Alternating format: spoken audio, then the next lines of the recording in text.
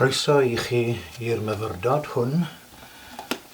Mae'n dda eich bod chi yn troi mewn a gai dymuno'n dda I bob un ohonoch chi wrth bod y newid mawr yn digwydd yn gymdeithasol nawr a bobl yn cael mynd fwy ar hyd lle. Byddwn yn ofalus bob un ohono ni yn y cyfnod hwn. Dim dal beth sydd yn mynd I ddigwydd wrth gwrs, ond gobeithio y byddwn ni drwy ymddwyn yn ddoeth yn llwyddo I fynd trwy'r cyfnod yma yn ddianaf ac y byddwn ni'n gallu edrych mlaen i'r yfori gwell. Gai hefyd estyn ein cydymdeimlad dwysaf gyda teulu Mrs Eiry Davies. Eiry wedi colli I gŵr ac mae'n mlin iawn gyda fi bod y golled yma wedi digwydd roedd danu I gŵr yn un o ffyddloniaid seilo nad yn aelod. Mi roedd e'n aelod ym Mhen y Bont yn Llandysul ac yn ffyddlon iawn yn y fan honno hefyd a chyfrifoldebau am ofalu am y capel a'r eiddo. Bendith fawr ar Eiry a'i theulu. Gai hefyd atgoffa pawb bod heddi Awst y 9 yn ddiwrnod cofio Nagasaki. Yr hyn a ddigwyddodd yn Nagasaki, yr erchylltra ofnadw yna a ddigwyddodd. Dydd Iau diwetha, Awst y 6, roedd hi'n ddydd Hiroshima. 75 mlynedd yn ôl bellach, fe o llyngwyd y bomiau ar Hiroshima a Nagasaki ac fe laddwyd canoedd o filoedd o bobl. Y mwyafrif ohonyn nhw mewn amrantiad ac eraill miloedd ar filoedd yn goroesi yr ergyd gyntaf ond yn dioddef yn enbyd ar hyd I hoes ac mae'r dioddefaint yn dal I ddigwydd. Cofiwn am hynny. Fe garen ni hefyd estyn ein llongyfarchion mawr un o aelodau seion Llandysul yma, sef Ifan Morgan Jones, wedi ennill gwobr Llyfr y Flwyddyn am ei nofel Babel. Mae'n nofel gwerth I darllen, os nag ych chi wedi cael cyfle i'w darllen hi, mae'n werth gwneud, gai sicrhau chi o hynny. Fe ddarllenes i'r nofel yn syth ar ôl iddi ddod mas y llynedd a cael blas aruthrol y fawr arni. Mae'r nofel mewn arddull arbennig wrth gwrs, yr hyn a mae yn ei alw yn ager stalwm, neu yn y Saesneg mae'n debyg mae'r enw yw steampunk. O'n I ddim yn gyfarwydd ar arddull honno'n hunan, ac mae'n defnyddio ffantasi a portreadau hanesyddol yn y cyflwyniad, cyfuniad o hanes a ffantasi sydd yn y nofel. Mae yna lenyddiaeth yn y Testament Newydd a'r Hen Testament sydd yn defnyddio cyfuniad o ffantasi a hanes hefyd. Yn y Testament Newydd, yr enghraifft godidogau yw Llyfr y Datguddiad. Y math o lenyddiaeth sydd yn cael ei alw yn lenyddiaeth apocalyptaidd. A mae'n bwysig cofio bod sawl math o lenyddiaeth yn y Beibl. Ac wrth ddarllen gwahanol rannau o'r Beibl, mae rhaid I ni gofio pa fath o lenyddiaeth I ni yn ei ddarllen. Ac I ni'n edrych ar lenyddiaeth mewn gwahanol ffyrdd ydyn ni. So ni'n darllen nofelau fel I ni'n darllen Llyfr y Gyfraith, er enghraifft. Os ydyn ni, yna ni'n mynd mewn I drafferthion mawr yn gyfreithiol, yndyn ni. Ni ddim yn dehongli'r gyfraith yn yr un modd ac ni'n dehongli nofel. Ni ddim yn dehongli llyfrau'r gyfraith fel ni'n dehongli barddoniaeth, chwaith. Ni ddim yn dehongli llyfrau hanesyddol fel ni'n dehongli barddoniaeth. Mae rhaid mynd ati ddi mewn modd wahanol I ddehongli y llyfrau yma sydd yn y Beibl. Ac math o lenyddiaeth sydd yn y Beibl yw llenyddiaeth apocalyptaidd. Ystyr apocalyps yw datguddiad. A dyna ffordd mae llyfr ola'r Testament Newydd wedi cael yr enw oherwydd ei fod e'n apocalyps. Nawr mae awdur apocalyptaidd yn sgrifennu mewn cyfnod arbennig ac mae'n bwysig yn bod ni'n deall y cyfnod yn ogystal â'r ffaith bod e'n math gwahanol o lenyddiaeth. Mae awdur y darnau apocalyptaidd, sef Llyfr Datguddiad yn y Testament Newydd, yn yr Hen Testament mae rhannau o lyfrau Daniel ac Ezekiel ac yn y blaen yn apocalyptaidd. Mi roedd yn math o lenyddiaeth oedd yn boblogaidd iawn ymhlith yr Iddewon pan o'n nhw'n cael eu herlyd, pan o'n nhw'n mynd trwy gyfnodau anodd iawn, ac felly yn y Testament Newydd yn ogystal. Sgrifennwyd Llyfr Datguddiad mewn cyfnod pan oedd yna erledigaethau ac erledigaeth Nero wedi bod ychydig flynyddoedd ynghynt, erledigaeth gweidlyd dychrynllyd. Mi roedd yna ryfeloedd yn digwydd a'r rhyfel erchyll yna pan gododd yr Iddewon yn erbyn yr Rhufeiniaid, a'r rhyfel gweidlyd dychrynllyd hwnnw pan ddinistriwyd Jerusalem a chwalwyd y deml, beth yw ail adeiladu wedi hynny, ac fe laddwyd yr Iddewon wrth ei miloedd. Oedd afonydd y wad yn rhedeg. Mae Josephus yn ei waith yn rhoi disgrifiad gofanwl o'r digwyddiadau hynny. Mi roedd Josephus yn un o gadfridogion oedd yn ymladd yn erbyn Rhufen, ond newidodd ei ochr ac fe ddaeth yn boblogaidd ymhlith yr Rhufeiniaid oherwydd ei fod e wedi dweud pethau da am ymyrawdwr. Nawr te, mae rai cofio'r cefndir hynny, ac mae awdur apocalyptaidd yn defnyddio'r amgylchiadau hynny, a mae e'n gyfarwydd â nhw, ac mae e hefyd yn cyfuno hynny gyda ffantasiau neu dychmygiadau neu delweddau. A dyna y math o lenyddiaeth y mae e'n defnyddio. Mae e'n cydnabod ei hunan i fod e'n defnyddio delweddau. Mae e'n dweud yn ystod ei naratif i fod hyn a hyn yn golygu peth arall. Ac yn ni'n gweld hynny drwyddo draw. Os mae yna dipyn o ddychymyg yn mynd mewn yn defnyddio hyn oedd e'n gyfarwydd ag e'r holl drais oedd yn mynd ymlaen yn y cyfnod hwnnw.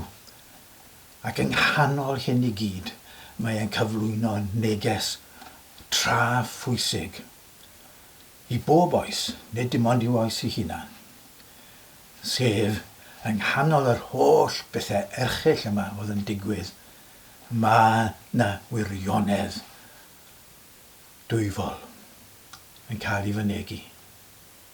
Ac mae'r gwirionedd hwnnw yn cael ei gyflwyno i'r eglwysi a thrwy'r eglwysi i'r byd. Math o beth mae e'n dweud yw sticwch ati. Sticwch ati. Gyda ni mae'r fuddugoliaeth.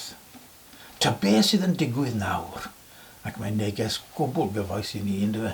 Ta beth sydd yn digwydd nawr, yr holl bethau erchyll ni'n sylwi arnyn nhw ac yn gorfod mynd trwyddo. Pidwch ar o'i lan. Mae Duw ar waith. Mae e wrthi yn arwen pobl i fyd newydd, i nef newydd a deiar newydd lle mae cyfiawnder yn cartrefi. Sticwch ati. Cydweithwch â Duw. Byddwch yn rhan o'i fuddugoliaeth e. Byddwch yn ddisgyblion i Iesu. Dyna'r math o neges y mae e am ei gyflwyno.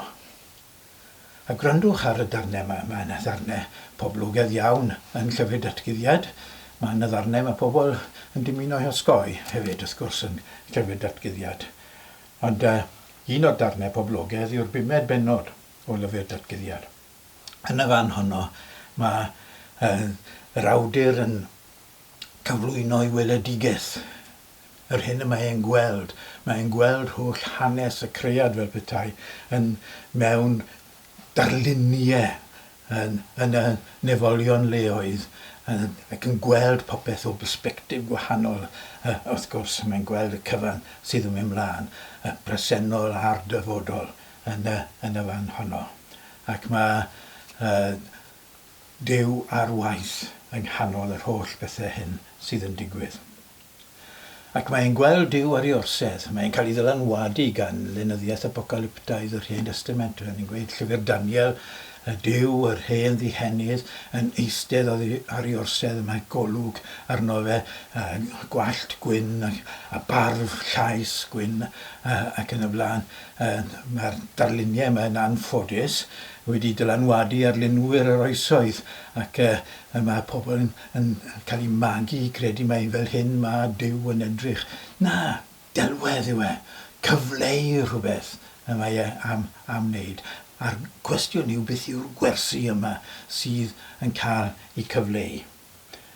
Ac mae Duw yn eistedd ar ei orsedd. A gwelais yn llaw dde yr hwn oedd yn eistedd ar yr orsedd, sgrôl a'i hysgrifen ar yr wyneb ac ar y cefn.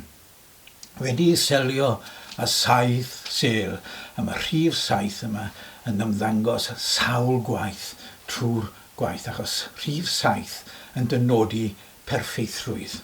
7 sêl. O Duw yn dala'r sgrôl yma yn y weledigaeth yma Ioan yn cael, ac mae'r sgrôl yma yn gyflawn.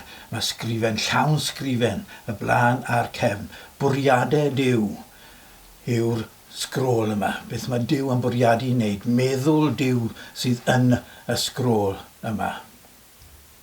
Ac mae Ioan, yr awdur, yn gweld hyn yn y weledigaeth. Duw yn dala'r sgrôl yma.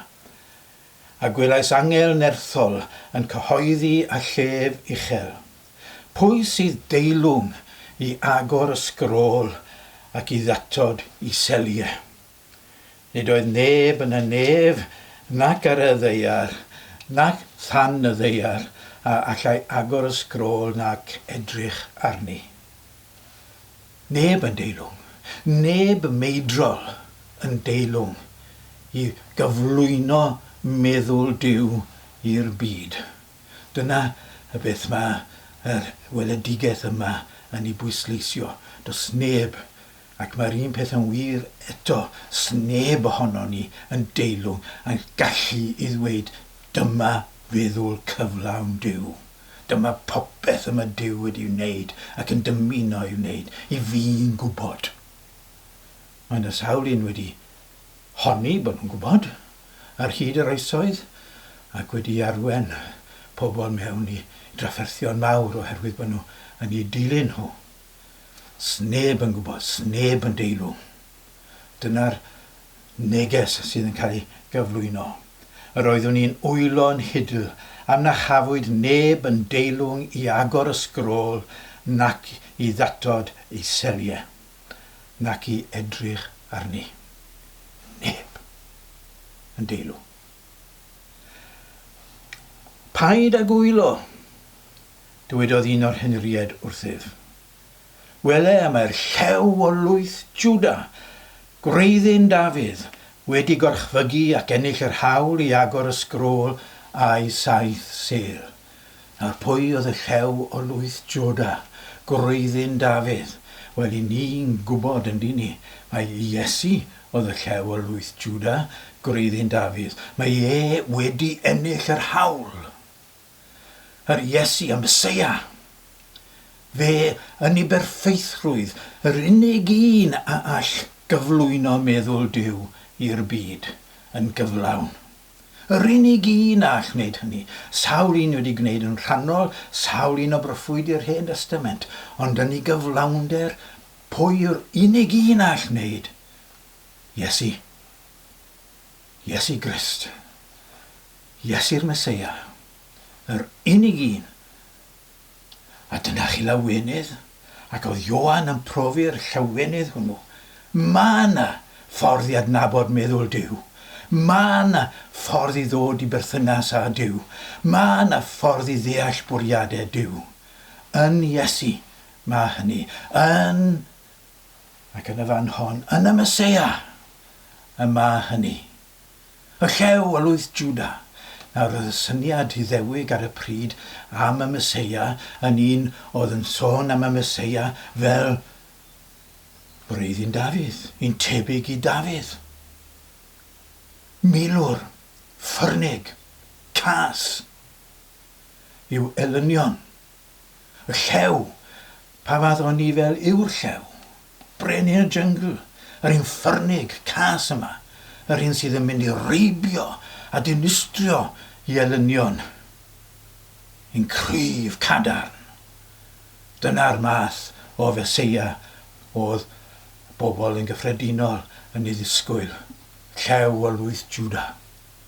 Gwreiddyn Dafydd.